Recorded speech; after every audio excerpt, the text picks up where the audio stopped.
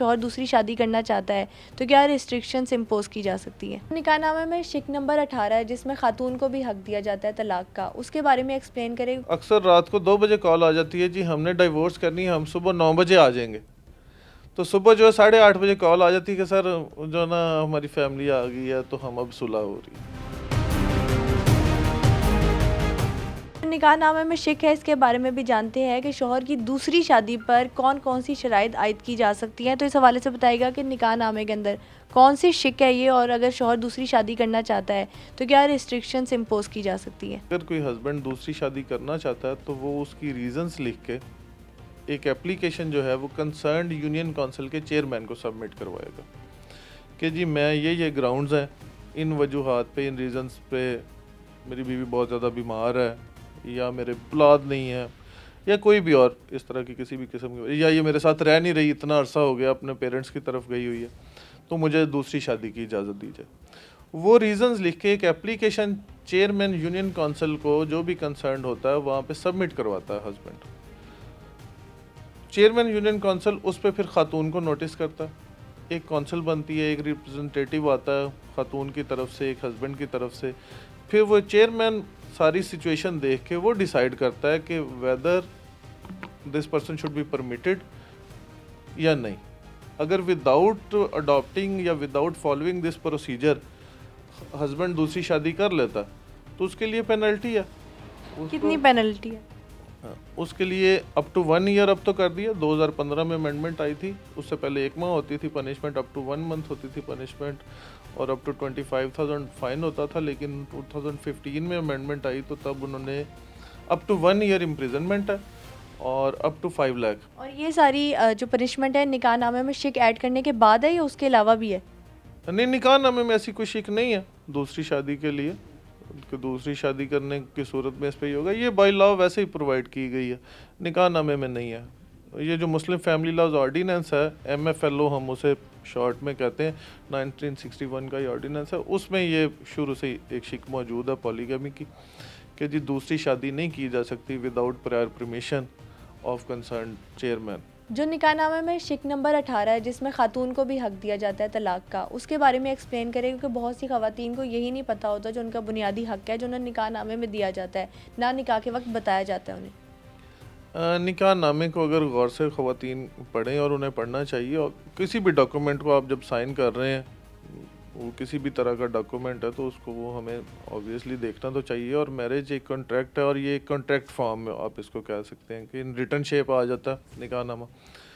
तो शिक नंबर 18 में बिल्कुल ख़वातीन को राइट डेलीगेट किया जा सकता होता है, वो राइट ले सकती हैं डाइवोर्स देने का, और अगर वो लेती हैं तो फिर वो वाला प्रोसीजर जो हस्बैंड अडॉप्ट करते हैं डाइवोर्स देने के लिए, फिर वही वाला सारा प्रोसीजर जो है कि इन राइटिंग उन्हें ख़वातीन को वो जो एक नोटिस है, साथ इसकी निकाहनामे की कॉपी लगा के, जी हमारे पास ये राइट था डाइवोर्स देने का, तो हम ये डाइवोर्स दे रही हैं, हम इस बंदे के साथ नहीं रह सकते। तो फिर वही उसी तरीक़ेकार को अडॉप्ट करते हुए वो ख़वातीन जो हैं वो यूनियन काउंसिल में भेज सकती हैं। अदरवाइज़ ख़वातीन हो सकता है मे बी, मेरा जहाँ तक ख्याल है वो इसलिए भी हो सकता है इसको ना ऐसे लेती हों राइट को, ज़्यादातर नहीं लेती, कोई बहुत रेयर आती हैं। मतलब आप समझें कि अगर 100 आई हैं तो उनमें से हो सकता है किसी एक आदि ने, एक खातून ने कहा हो कि जी मुझे ये राइट चाहिए। गुज़िश्ता साल कितनी खवातीन आपके पास आई हैं ये राइट लेने के लिए? 2-3 मैक्सिमम होंगी जी, ज़्यादा से ज़्यादा 2 ख़वातीन ने कहा होगा कि जी ये राइट हमने लिखवाना है। क्या रीज़न है उसकी कि नहीं लिखवाती या नहीं यूज़ करती? रीज़न एक तो हो सकता है कि इग्नोरेंस हो, पता ना हो कि हमें भी ये राइट है। दूसरा रीज़न ये कि उनको प्रोसीजर तो फिर वही अडॉप्ट करना ही पड़ता। उनके पास खुला का या फैमिली कोर्ट का जो फोरम है वो ऑलरेडी मौजूद है वैसे भी। लेकिन यहाँ तक वो हो सकता है कोई सोचती हो कि जी हमने अदरवाइज़ भी जाके हम कोर्ट से खुला ले सकती हैं, क्योंकि उनको भी कोई बाउंड नहीं किया गया, ना ही उनको कोई कोर्ट बाउंड कर सकती है हस्बैंड के साथ रहने पे। तो क्योंकि उनके पास एक alternate remedy in shape of खुला मौजूद होती है, इन शेप ऑफ जो है डिसोल्यूशन ऑफ मैरिज मौजूद होती है, तो वो इसलिए भी ख़वातीन हो सकता है इसको स्किप कर देती हैं कि जी ठीक है, अगर हमें खुदा न खास्ता ज़रूरत पड़ेगी तो उस टाइम पे हम वहाँ पे जाके कोर्ट से खुला ले लेंगी। आपके पास ऐसे केसेस आते हैं कि ख़वातीन आई हैं आपके पास खुला लेने के लिए, या कपल आया है कि आपके पास डिवोर्स लेने के लिए, लेकिन अल्टीमेटली आपने उनको कुछ ऐसी सजेशन दी हो कि सुलह हो गई हो आपस में?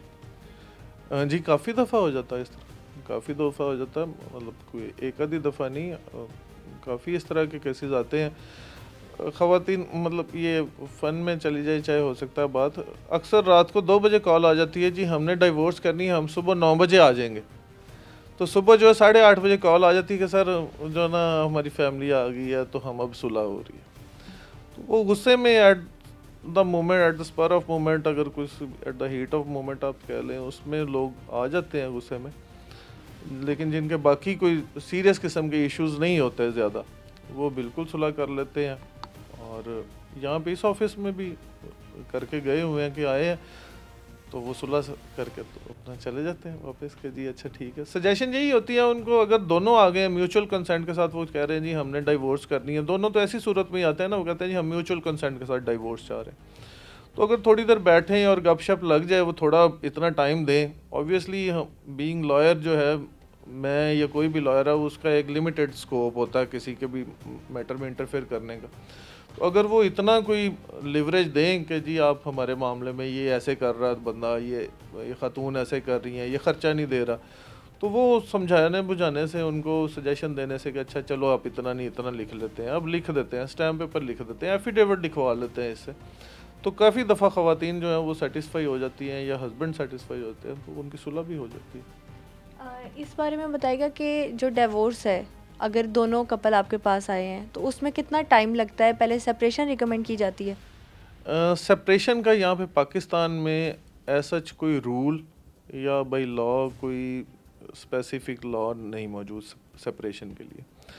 अगर दोनों आ जाते हैं डाइवोर्स के लिए, तो डाइवोर्स के लिए उन दोनों की मौजूदगी में अगर हम लिखते हैं, तो उस डाइवोर्स को हम कहते हैं डाइवोर्स विद म्यूचुअल कंसेंट। वो इकट्ठी एक दफ़ा डाइवोर्स लिखी जाती है। इधर किसी भी सूरत में जो तलाक का प्रोसीजर है, वो ख़त्म होने का, वो कंप्लीट होने का वो टाइम पीरियड 90 डेज़ ही है। वो दोनों आपस में भी बैठ के अगर वो तलाकनामा लिख देते हैं और उस तलाकनामे को, उस डाइवोर्स डीड को यूनियन काउंसिल में सबमिट करवा दिया जाता, तो 90 दिन का टाइम है।